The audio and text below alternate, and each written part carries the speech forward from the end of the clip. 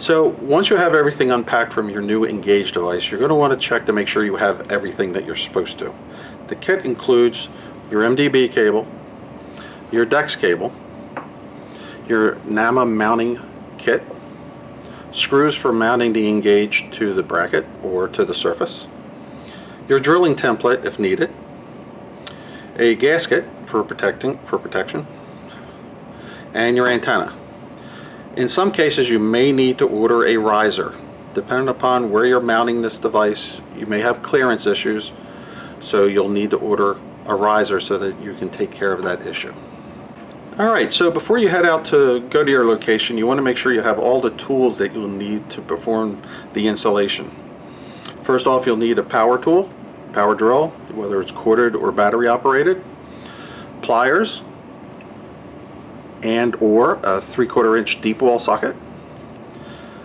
11/32 nut driver, does not need to be this long, it can be the shorter version. Phillips head screwdriver, an 8mm metric wrench, wire cutters, a 5/32 drill bit, and a step bit that'll do 3/4 inch and 1 inch holes and a 1/2 inch hole. You don't have to have the step bit, you can actually have the individual drill bits. I find this to be the easiest way to go.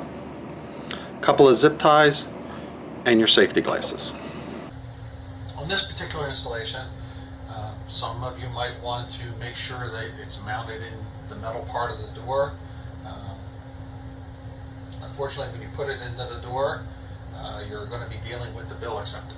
And because of the way this device is laid out, the connections all stick out.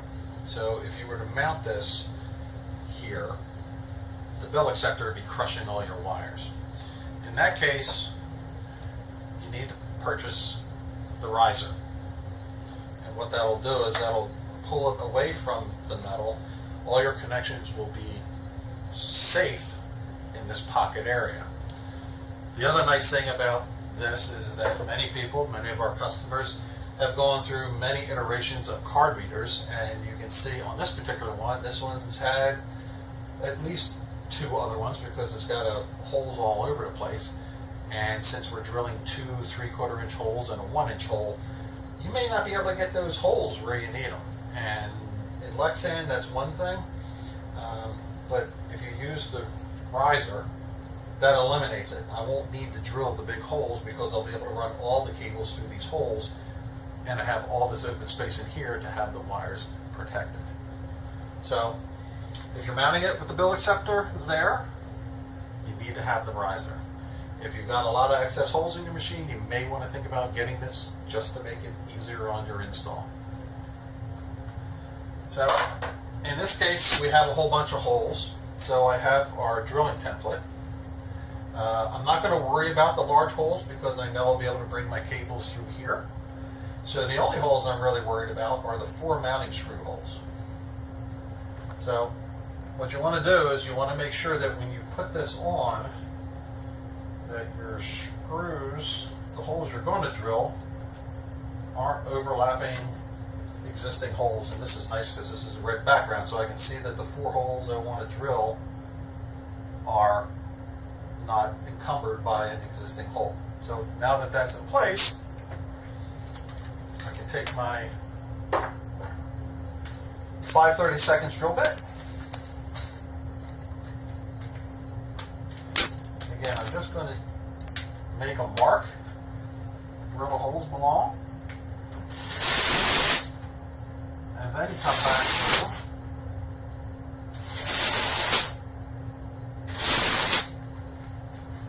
So I've made my marks, and it's good not to drill all the way through because if you haven't taken the bill acceptor out, you'll drill through your bill acceptor. But I have my marks drilled. At this point, you're going to want to get the bill validator out of the way. You're going to want to, even though we're not disconnecting anything, you always want to be safe and power the machine down. Once the machine's powered down, now you can go in. You get the bill acceptor out of the way.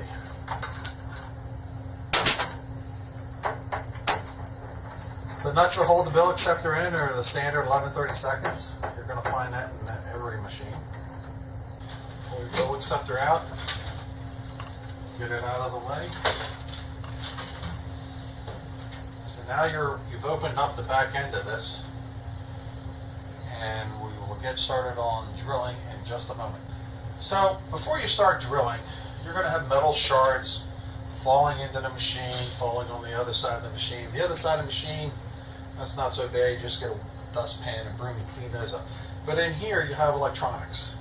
You don't want any shards going down into your coin changer. It will short it out.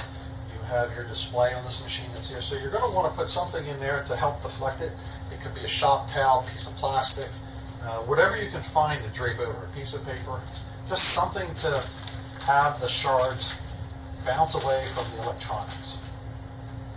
That's all you're going to end up doing. Once that's done,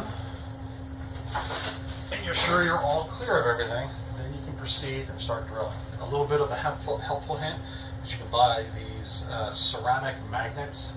You can go to Harbor Freight, they're like 99 cents for the pair, and if you have a small plastic bag, what's nice about that, you put the magnets in the bottom of the bag, you stick it to the machine, and as those filings come out, instead of all over the floor, making a mess in your client's place, it's catching like 95% of it.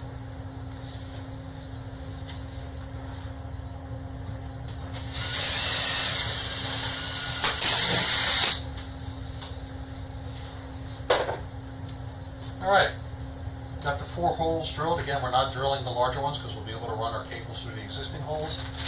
You can see that the magnet itself did a really nice job getting it. Plus, if you want to do a quick sweep of the floor, it'll grab whatever it didn't grab. It actually looks like it did a very good job. You just stick your hand in the bag, turn the bag inside out, pull your magnets away, and you got all your shards in here. So we got that done. We're going to open up the machine, and we're going to pull out our bag that was capturing what was being dropped on the inside. And yep, we got some shards in there, so that was very good. Now, we're going to get our connections, which we already went through earlier in this discussion. We're going to pull these out. Alright, so now we're going to hook up the NDB and the DEX cable. Early in the video I explained how to determine where to plug in your MDB, so I'm not going to go through that again. I'm just going to plug these things in so that we're ready. And in this case, we're going to shove all of the wires through the holes. Unlike the first one, where the only one we connected was the antenna cable. Alright, so now that we have all the cables pushed through the existing holes, it's time to make our connections. So, first thing you want to do is determine which way this goes on. It does fit both ways, upside down or backwards. The big thing is, so you don't forget, run all the cables through the spacer, and then start making your connections, starting with the antenna one.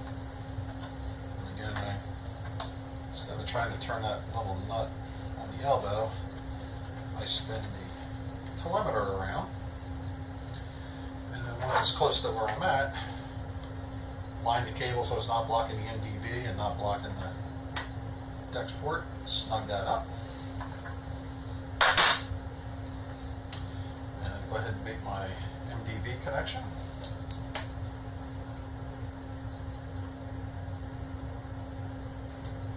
DEX connection.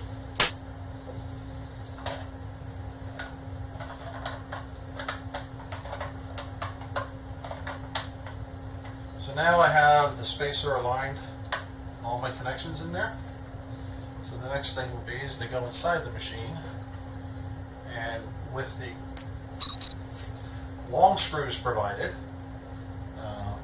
so it goes through the spacer and into the engage device, you need to use these. Do not use these long screws if you're not using the spacer, because the screw will penetrate the board and you'll ruin the device and is not covered by warranty. So, you're going to open up the door, start pushing your wires through.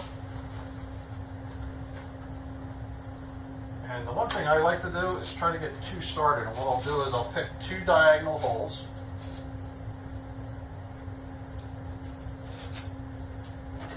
Making sure I have my Phillips head handy. And I'll hold those two screws in place. Work on getting the unit to the screws. Once you're holding the screws in place, you can find the holes in the spacer. And I always go with diagonal because don't always drill perfectly, so maybe you get two in. The goal is to get all four in. As long as you got the diagonal ones in, you're in great shape, but always trying to get them all in. Now that we have our four screws holding the device in, it's secured to the machine. Spacer's in place. And as you can see, I got all the wires running through an existing hole, which is to me a big plus. So now what we're going to do, working backwards, is got to get the bill acceptor back in place. So you want to hold the wires up and out of the way. Get your nut driver. Now when you go to put this on, you're still going to be touching the wires.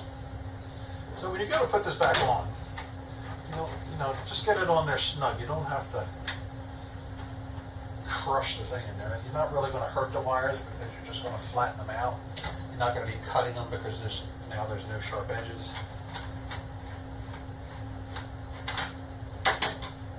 Now the bill acceptor's in, just so you don't forget. Bill box back on. So as we explained before, we were putting the MDB between the board and the bill acceptor, so here's our connections.